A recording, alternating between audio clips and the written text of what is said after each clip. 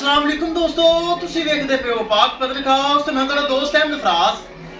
दोस्तों सब तो पहले रिक्वेस्ट है चैनल को सब्सक्राइब कर लो, फेसबुक वाले भरा वीर बहुत अच्छे पेज नु फॉलो कर लो।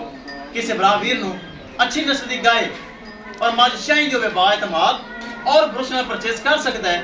लोकेशन अड्डा बुंगा हयात, तहसीलो जिला पाक पतन शरीफ। मोबाइल नंबर है साडा 0300 पूरा 8754 743। व्हाट्सएप नंबर भी यही है जी, तो लोकल नंबर भी यही है।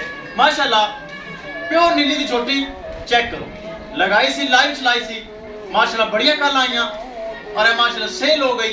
मोबिल भाई फैसलाबाद शहर माशाल्लाह फैसलाबाद जा रही 4,30,000 रुपये डिमांड सी, पूरे 4 लाख रुपए के सेल हो गई।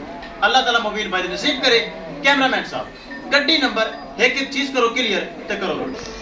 ले चलो जी प्योर नीली का तोहफा, जो ही लगाया तो फोरियां काला ते फोरी सेल।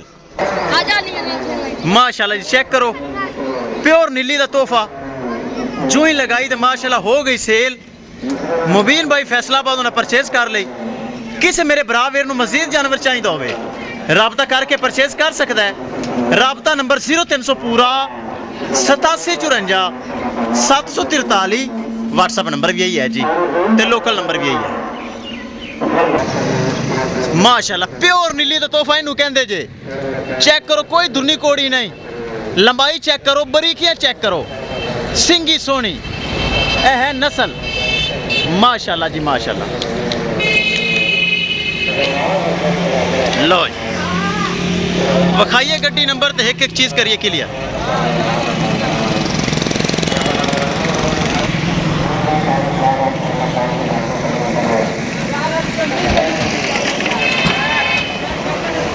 शौकत मियाँ की हाल है? ठीक है, फिट फाट राजी हैं। लो जी महफूज तरीके ना माशाल्लाह झोटी हो गई लोड। किसी मेरे भरा वीर मजीद जानवर चाहिए तो राबता करके परचेज कर सकता है।